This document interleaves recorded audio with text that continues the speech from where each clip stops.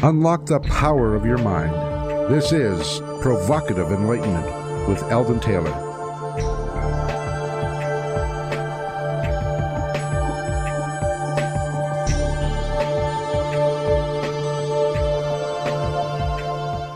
Welcome and thank you for joining us today. The next hour is devoted to learning something more, not just about the world of shoes and ships and sealing wax, but about how, what, and why we believe as we do. A time for the open-minded, willing to challenge some of those old ideas behind what we think we know, who we are, and who we might just become. Last time I checked, I am Eldon Taylor, and this is Provocative Enlightenment. All right, our chat room is open, and my partner Ravinder awaits you there now. You can log on by going to provocativeenlightenment.com/chat. Emphasis on that / or she throws dirty looks at me. We do have a great chat room, so Ravinder, tell us all about it, please. I never throw you dirty looks. They're always loving looks. That's all there is. But yes, we have a fabulous chat room, a great group of people. Today we have Andrea manning the chat room. She's greeting everyone as they come in and, keeping a check on the conversation. So do come on in. That is provocativeenlightenment.com/chat. Hey, I miss you, Andrea. Just for the record. In this week's Spotlight, I wish to discuss the nature of choice. My New York Times best-selling book, Choices and Illusions, was just released as an audio program, so I have the book in the very front of my mind.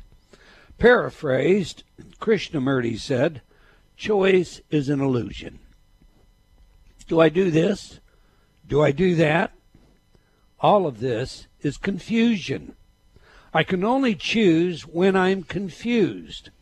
When I know clearly there is no choice. Think about that for a minute. 30 years ago, Benjamin Libet showed that there is activity in the subconscious within milliseconds before a conscious thought occurs. In other words, our so-called conscious thoughts are given us by our subconscious. Further, recent fMRI studies have shown that not only does the subconscious feed our thoughts and choices, but a technician watching the brain lifetime, making a decision, will know what we are going to decide several seconds before we do. Indeed, we have enjoyed several conversations on this show with medical specialists and other experts who have repeatedly informed us that not only does the subconscious do the real thinking, but because of this, free will is, in the words of Professor Schwab, a grand illusion. Now, people everywhere want to know how to improve their lives. Typically, they believe that if they had more money, more power, more success, and better relationships, then they would be happy. Because of such beliefs, the world is full of fixers. There is a motivational guru on every corner, and there's no shortage of people waiting to spend their time and money on learning the secrets to success. In a sense, I suppose, I'm not that much different. However, after more than 30 years of working with individuals in emotional distress, people seeking inner peace, athletes looking to win gold medals, sports organizations seeking to win championships, ordinary people trying to find a place in this world, and so on, I have learned this. The model most used to live by is all wrong. All wrong. It's not about what we get, it's about what we give. Imagine this, if you will, for a moment. You're visiting New York City for the first time. You're amazed at the skyline, all of those immensely tall buildings. You visit a beautiful area of high-rise condominiums. These are truly luxurious condos, all with balconies suspended above the sidewalk. It's a glorious day. The sun is out, and the slight breeze you feel is warm and comforting. The air is unusually fresh for any part of the world, and you're simply walking, taking in the sights and sounds, and enjoying the day to its fullest. It's New York. It's a dream come true for you, and you've heard stories about this grand city. It's light and bright and pleasant, and you walk on, thinking of all that you'll tell your friends when you get back home. Now suddenly, from a third-floor balcony above you, a flower pot falls and slams onto your head. The pot is deflected onto the sidewalk and shatters. You're not seriously hurt, but your head is hurting. You feel a bulge building into a rather large knot on top of your noggin. Your scalp has a nasty abrasion that burns a little when you touch it, and on your hand is a small amount of blood. The suddenness and pain have raised your adrenaline level. That old fight-flight mechanism is kicked in and the neurochemicals are flowing. Anger begins to arise, and you have some choices. Let's think about that and explore some possibilities. Possibilities given me over many years of lecturing. You could go up to that third-floor condo and shove you-know-what where. You might get there only to discover that the owner is a defensive linebacker for some professional football team and his biceps are larger than your waist. In that case, you might then change your plan. What else could you do? Some might think of this as an opportunity. I'll sue this fat cat. Anyone who puts a flower pot too close to the edge of the balcony railing, just waiting to fall on someone, should be educated. What if it had fallen on a small child or a baby in a buggy passing under the balcony? Suing will be a quickie. They'll settle out of court. That'll teach them to be more careful in the future. Concussion and whiplash, I wonder what those are worth. What else could you do? Well, some might think the incident was a sign from the gods. It's time to be metaphysical. After all, the blow might have delivered enlightenment, and I'm not going to let it fool with my wonderful day. It might even be like one of those lightning strikes in which the person struck gains special metaphysical or parapsychological abilities, like John Travolta in the movie Phenomena. Such a person can do or solve almost anything. It's like instantly acquiring the knowledge of the universe. What else could you do? William James is credited with coining the term pragmatic. What is pragmatic? In our instance, it is simply responding to the stimuli in a manner that works for you. What would work best for you? What if you picked up the flower off the hot sidewalk and took it to a florist for repotting? What if you selected a very nice pot, had the plant repotted, and then returned it to the owner with an explanation of why it was in a new pot? I mean, think of it. You could say something like this. Your flower pot fell from your balcony and hit me on the head. The pot smashed against the sidewalk, so I took the beautiful flower to the florist and had it repotted for you. Here it is. I hope you like the new pot. Imagine the look on the owner's face. Think of the other three alternatives we presented. The metaphysical, isn't that denial? I'm going to put it you know where, isn't that get even? You know, once I told this story to a host of a Detroit radio station, Drive Time Talk Radio. And when I did, he said, I'm going to take the first and the second. I'm going to do both. Well, now think about that. When it's all said and done, how are you going to feel? Of all the things you might do, what do you think would make you feel the best? Of all the things you might do, what do you think would change those neurochemicals from fight, flight to growth and pleasure? Which choice would serve you the best? The answer is obvious. Repot the flower. Imagine how you feel when you put your head on the pillow at night and you think back to the expression of the owner when you returned that pot. But since it's so obvious, why wasn't it recognized right away? Here is my point. In a scenario such as our flower pot story, and believe me, we all have similar scenarios, like the person who cuts us off in traffic or pushes into a line in front of those already queued up, Why do we fail to see the obvious and instead choose the lesser? When the obvious should be so clear as to render the notion of choice unto the canvas of Krishnamurti, that of no choice, why is it so many of us fail to even recognize the alternative? The person that cuts into line in front of you, smile at him and say, "That's all right. If you're in such a hurry, you can get in front of me," and watch how quickly you say, "Oh, was this a lie? I didn't mean to do that," and return to the back of the line.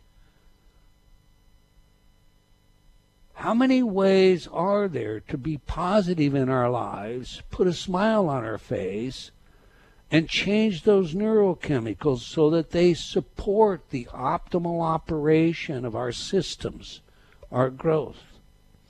In the new audio release of Choices and Illusions, the reasons so many fail, together with the methods and means to correct this, and all of the other alienating, self-alienating foibles most of us find ourselves perpetuating and repeating, are spelled out in a straightforward, step-by-step way. Still, if you never listen to or read the book, know this: it is always a matter of what you give and not what you take that defines the pivot point between success and failure, happiness and sadness.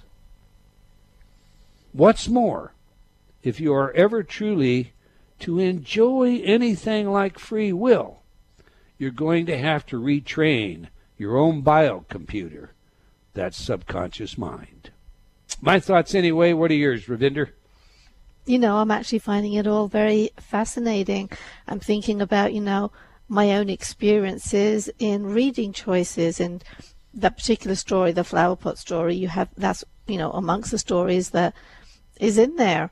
And I've realized, the book really is a process, and I've been living that process for a while now, and I can see all the places where I do choose differently, or I choose to react differently. I'm doing more and more of that. It's an onward, it's the type of thing that goes on for forever, but I can see the benefits in my life in so many directions. So I'm looking forward to talking more about the book. All right, great. Okay, every week I read some of your letters as our way of involving you while paying respect to the very important role you play in making this show successful. Last week our show featured Dr. Norm Shealy, and we discussed holistic healing.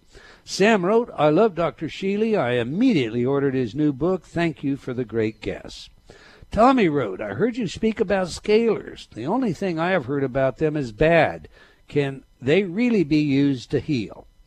The answer, Tommy, in one word is yes. In short, Tommy, scalar energy are waves of energy called longitudinal EM, EM for electromagnetism, to distinguish them from transverse EM, the kind we are familiar with in our daily life, which power our cell phones and pagers, television and radio broadcasts, microwave ovens, and so on.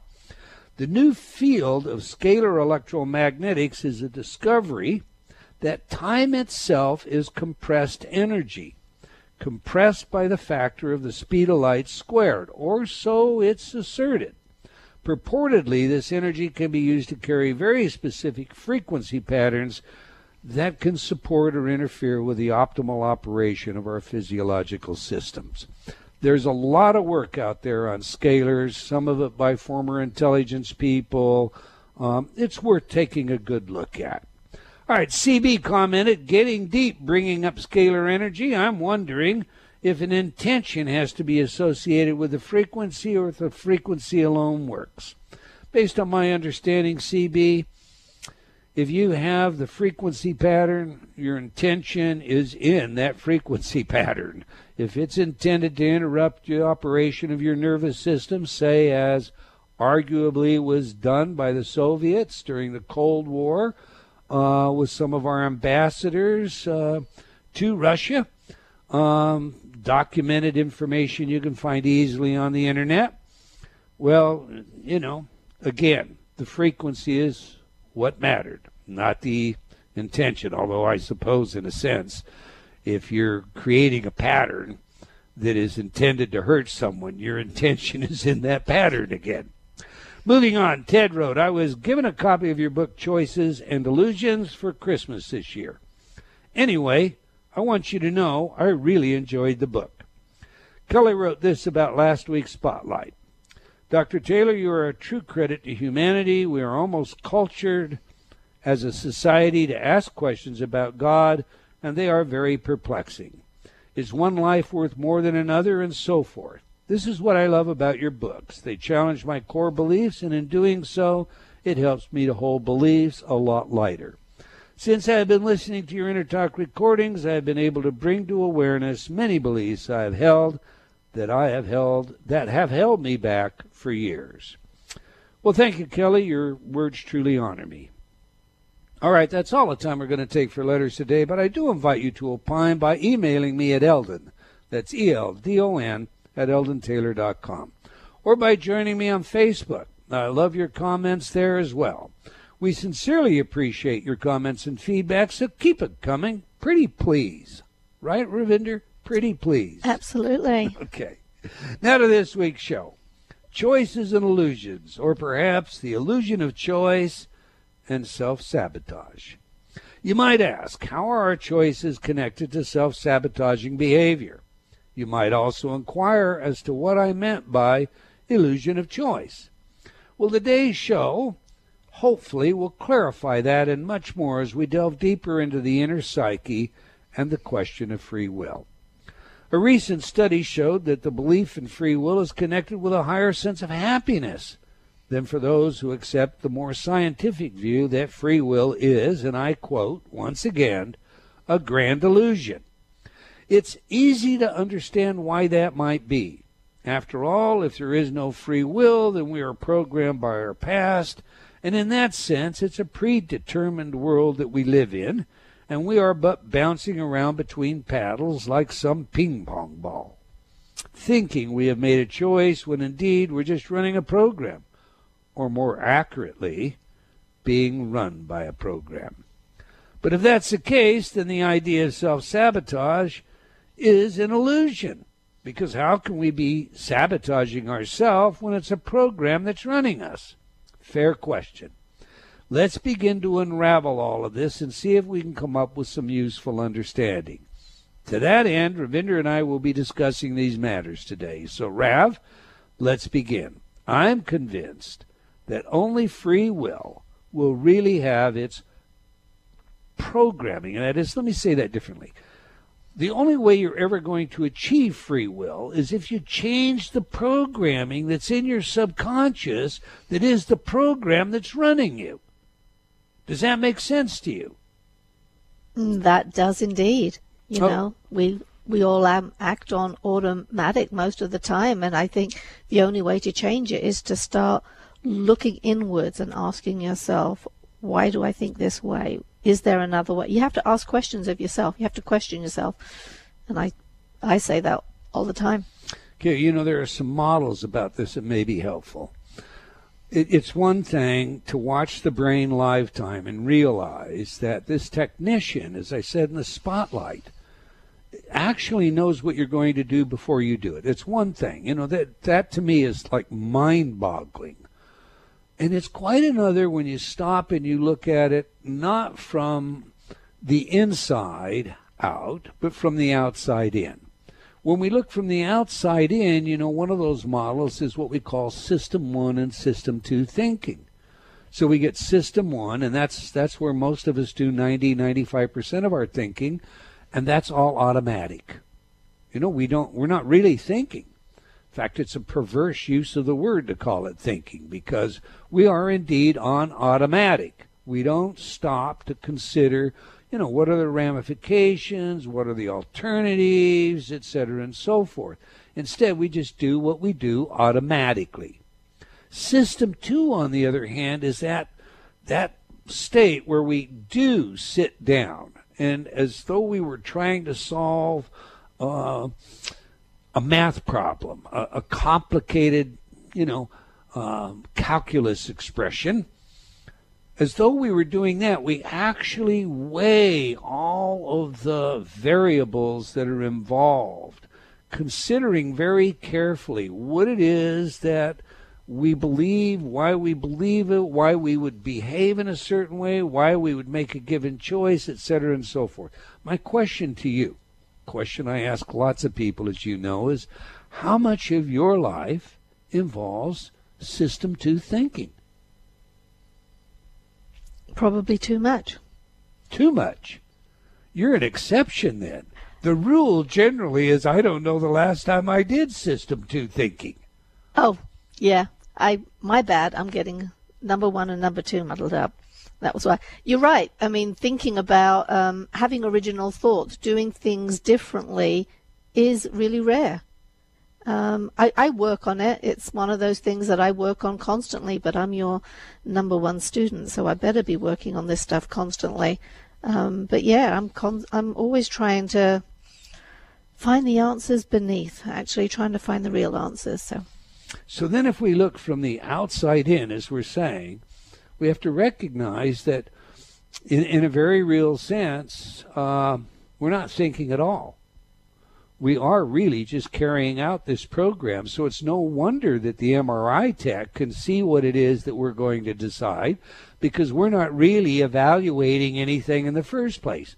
We are responding to the conditioning that exists in our subconscious mind. Make sense? It does. That's fascinating, actually. Okay. Let's do this.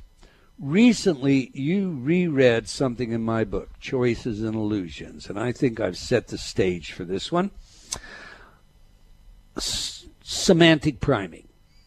And, semantic priming gets used in different ways. For some people, sometimes I will use semantic priming to refer to the way you prime your self-talk. Okay? And our inner talk programs prime self-talk, so that is a form of semantic priming. But there's another form of semantic priming that's involved in our lives. And in your reading, you discovered something or rediscovered something that's relevant to our discussion about semantic priming. Share that with us. It actually wasn't me reading it again. I actually had a customer call because he was having some problems in understanding what this particular piece was about. And I remember when you first wrote the piece, and I've had to work at it a lot too. But there is this whole idea that all words have their own definitions and they have emotions attached to it.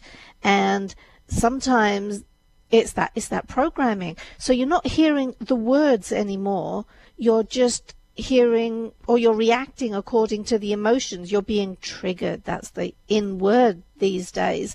It turned out that the customer that I was talking to did understand what it was about, because he started commenting about a chat that he had seen on my Facebook page. I'm trying really hard to stay out of politics. I'm not going to go down that avenue, other than to say that, there is so much emotion invested in people's beliefs today, whether it's in one direction or the other direction. There is so much emotion there that they're not listening to the other side anymore. They're simply not hearing it.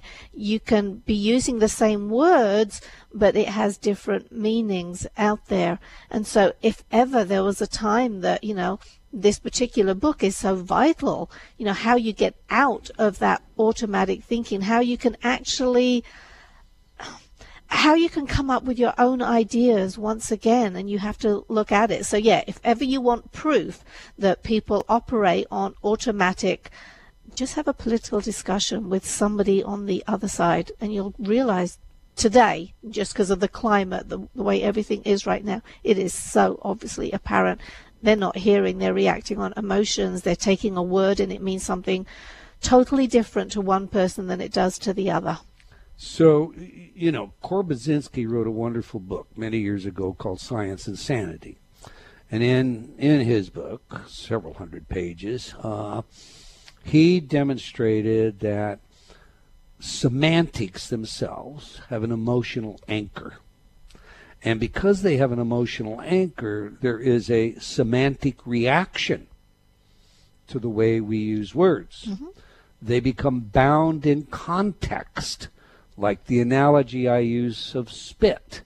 You know, the saliva in my mouth, well, I like that, but the idea of spitting it in a glass and then drinking it back is vile. Okay? It's the same thing, but it has a different context. And when individuals define the context differently, they may use the same word, but it doesn't have the same meaning. Korbazinski says, it is to be hoped that in the not too distant future, and unfortunately he wrote this many years ago and it's not come to fruition, some individuals in universities will awaken to the fact that language is a fundamental psychophysiological function of man. Psychophysiological, not just a word, not just a mental thing, and that a scientific investigation of man and all his activities is a necessary, pressing, very promising, and practical undertaking. You know, the undertaking hasn't happened in universities. It has happened among social scientists who would like to manipulate and maneuver, and we have discussed that in the past as well. But it is these anchors that inhibit our ability to even reason properly. All right, we've kind of gone over. We have a break that's due up. Following this short break, we'll be back to flesh out more of choices and illusions in this whole story that you might think of as just the heuristics of cognitive thinking. Whatever, that's kind of a, what is it? That's an oxymoronic statement, isn't it? We'll flesh that out. Now we have a video for you in our chat room today discussing luck. So if you're not already in the chat room, get on over there. Just go to provocativeenlightenment.com/chat. Do please stay tuned. We'll be right back. You're listening to Provocative Enlightenment with Eldon Taylor. Do you feel like you've become lost in a funhouse, only seeing the reflection of yourself, past, future, and present, but unable to find the real you? I invite you to step through the doorway and onto a pathway leading to understanding of your mind, your choices, and the influences that surround you. Read Eldon Taylor's New York Times bestselling book, Choices and Illusions. Now expanded, updated, and revised, it will provide you with real-life examples of how you can break free of your current perceptions and begin your journey to How High Is Up. Get your copy today from all bookstores or online from Amazon.com or Barnes & Noble.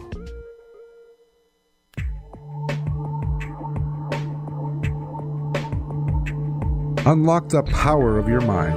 This is Provocative Enlightenment with Eldon Taylor.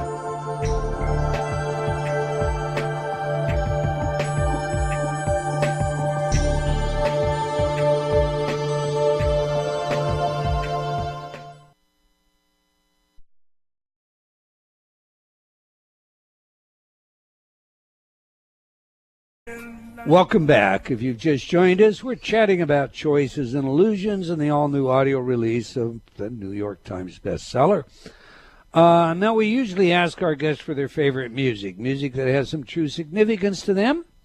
Music psychology, by now you know, is an interest of mine, and it's a field with research with practical relevance in many areas. Indeed, I posted today on Facebook, on my Facebook pages, a new study that shows an Alzheimer's patient, advanced stage, unable to walk without a walker, but when music is played, he can dance. He literally can remove the walker, walk, and dance. And then, there are many studies that have shown that you can take somebody with serious cognitive impairment, that for all intent and purposes would appear to be in a coma, and play their music, and they wake up, they're alert, they answer questions, tell stories, they're fully back and in the moment for a while. The influence of music is something we're still trying to understand. But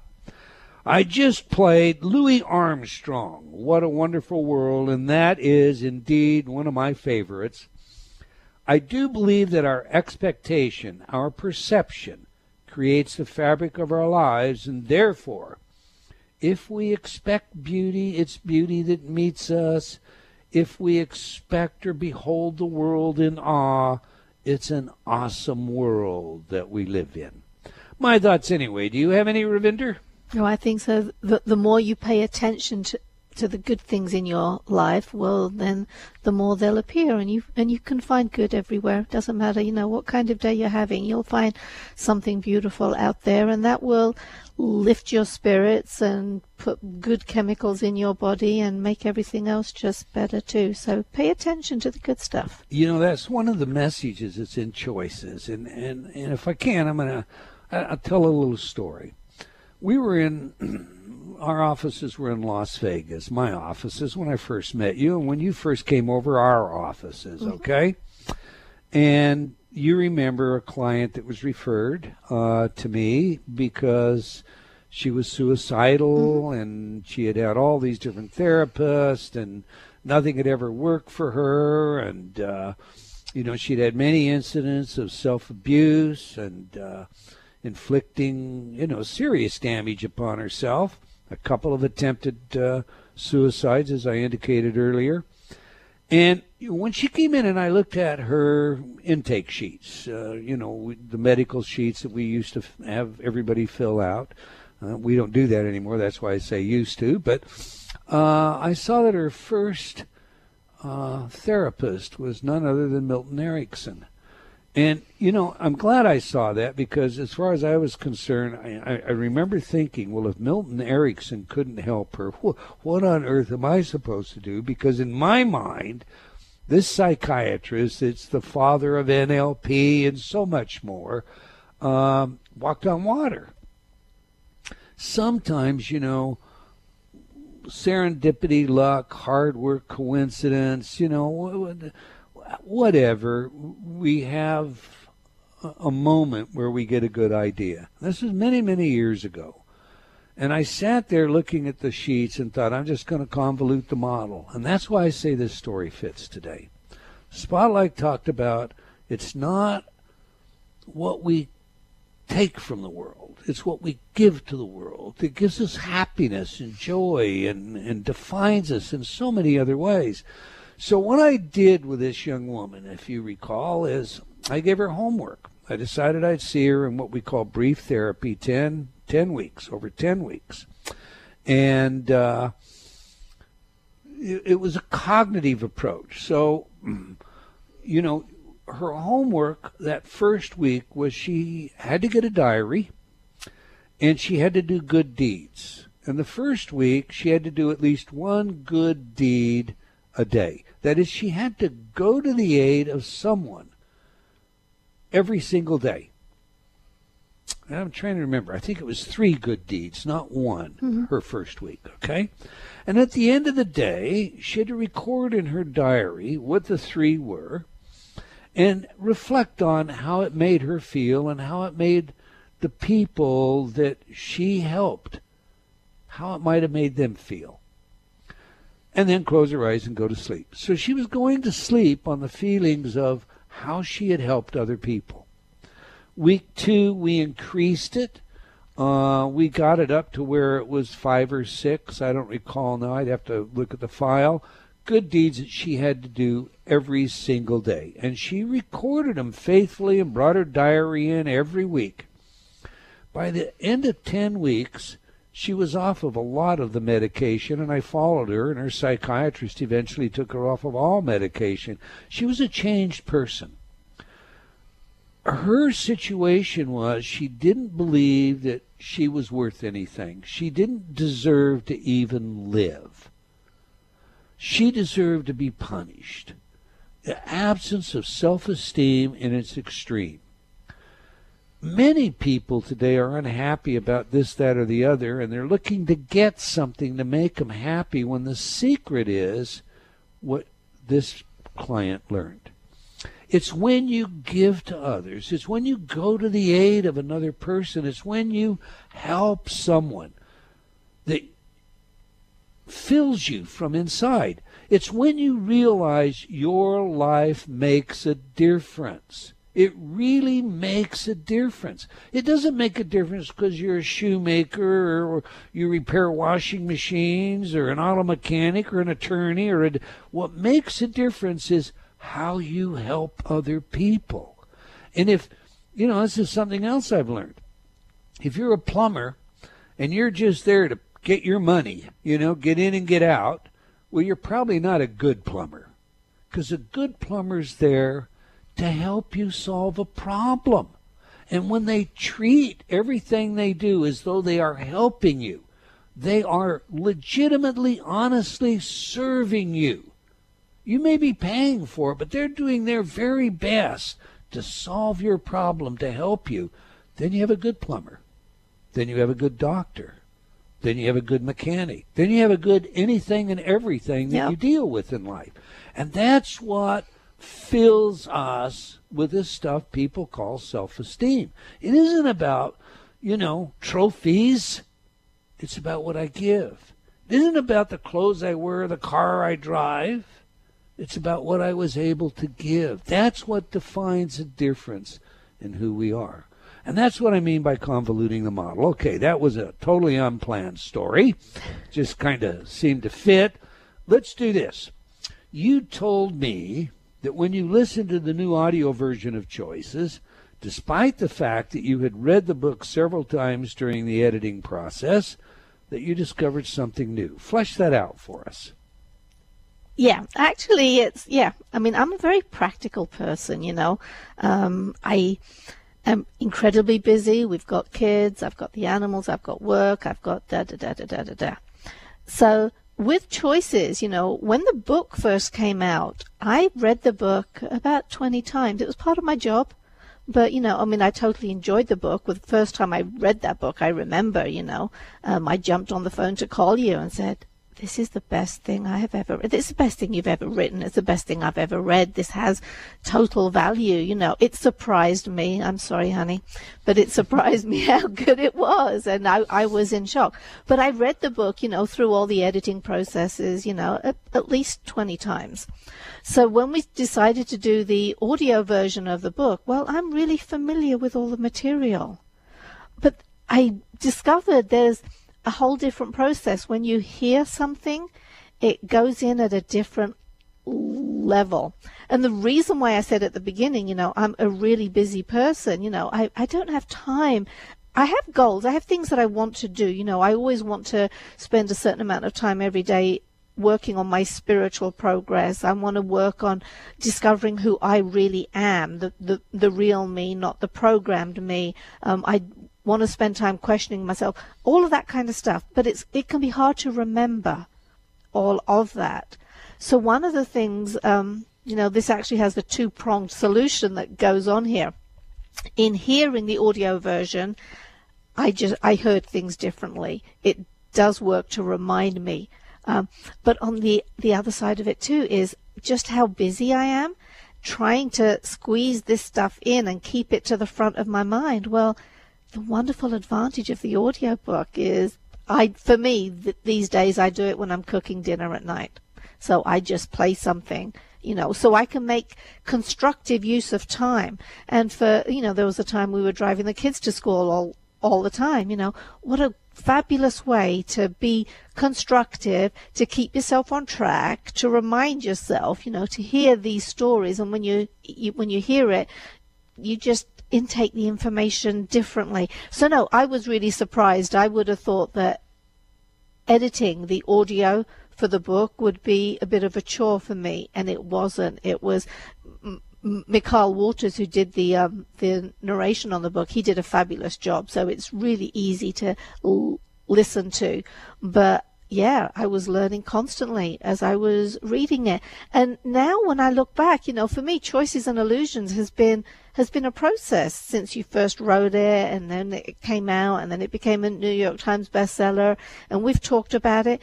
It's been an ongoing process for me, but I can really look back at my own life and see all the differences.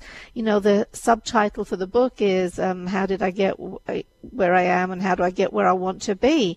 Well, I can see that has been actioned in my life. You do have all the information in there and all the techniques I use all the time, and I learn something constantly, just like the stuff on the semantic priming, our emotions totally color how we interpret things. So now, rather than reacting on automatic when someone says something that might automatic reaction be, you know, or have a hostile response to it. It's like, no, maybe that's not what they meant. Maybe, you know, I should hear the words again in my mind. I play them over again. So no, it has been a definite process. But with the audio version of the book, if you've read the book, you know, you're already aware that it's a fabulous book. But I would say get the audio version as well, simply because you will intake it differently. And you can maximize all of that dead time that you can have in your life, you know, when you're doing basic chores or when you're driving, you know, so make the most of it. And if you haven't read the book, I would highly recommend it. I can see my own life. It's night and day from where I was, you know, when it first came out. So, yeah, it surprised me, absolutely surprised me, but it's fabulous. All right, well, since you've gone through that, and right now we have this big audio launch of the audio program, or big, you know, launch of it.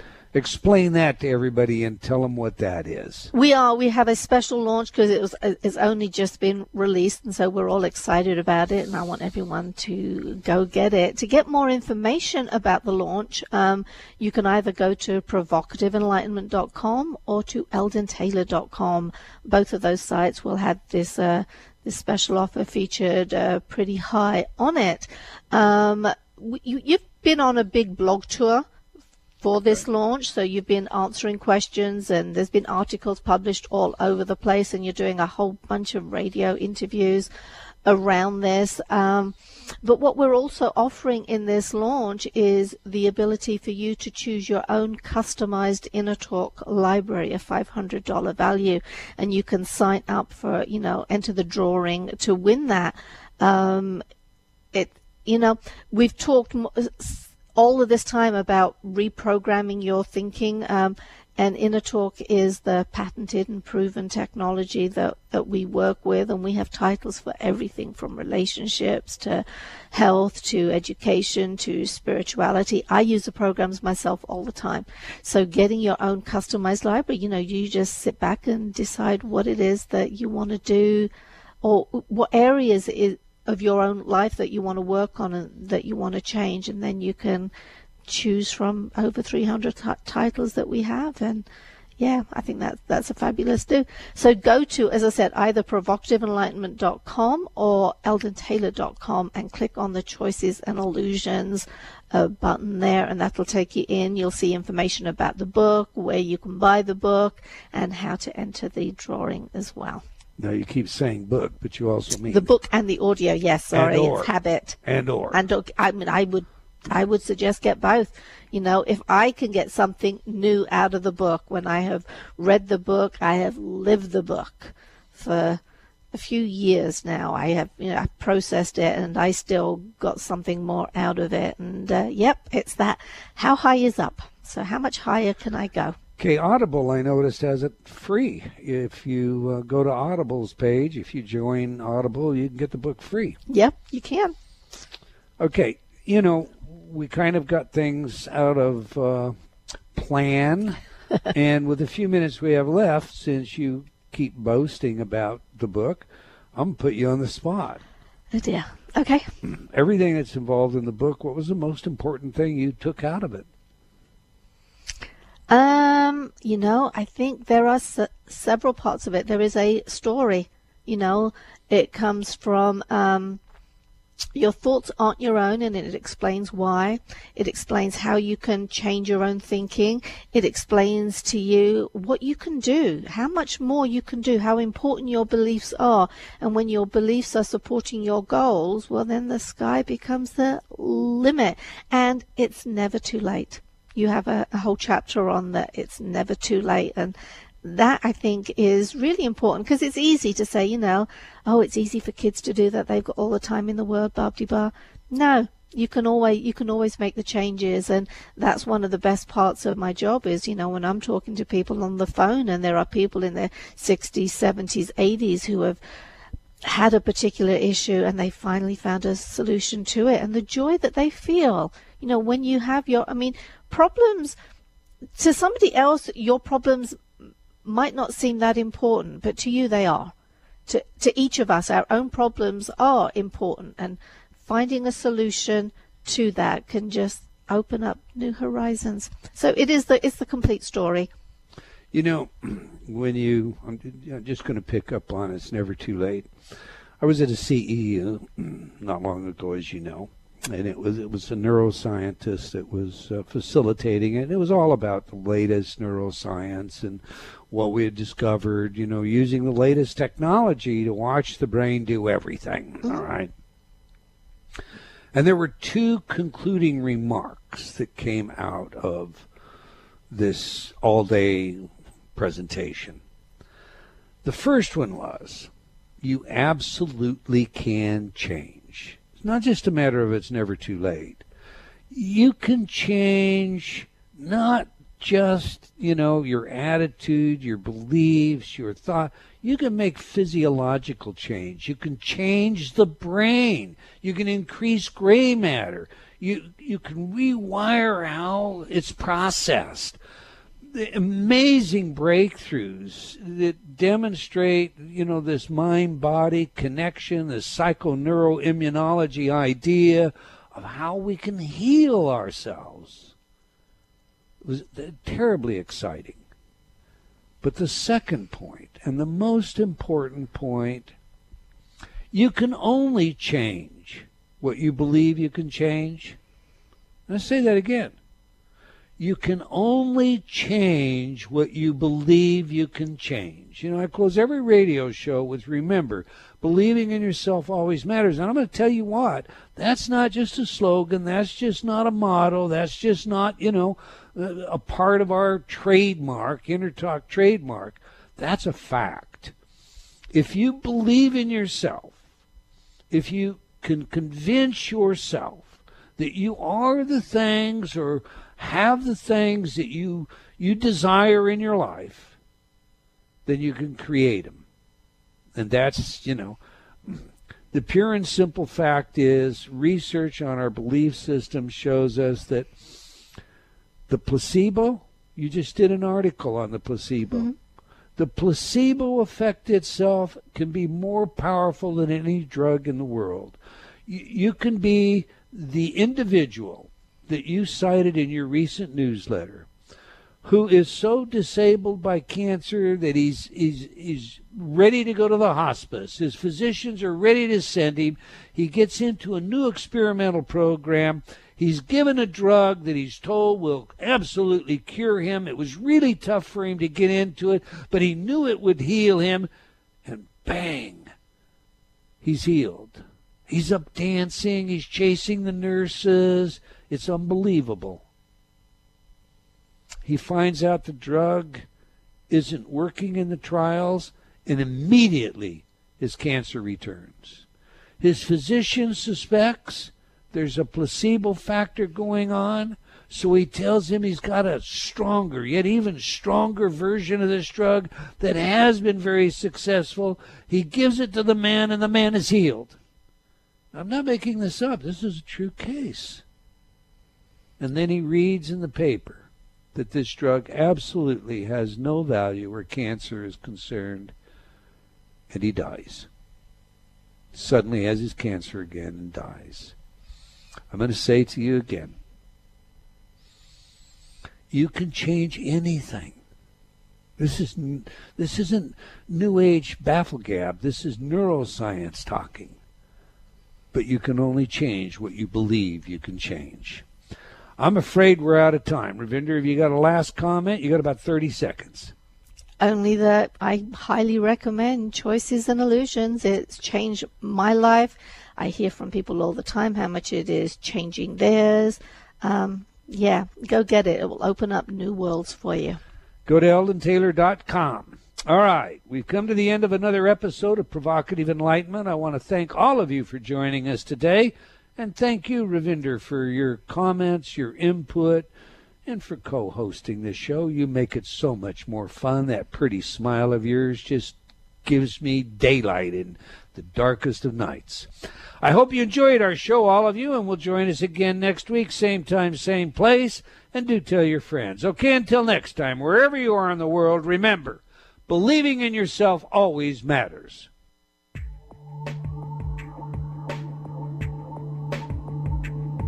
Provocative Enlightenment has been brought to you by Progressive Awareness Research and other sponsors.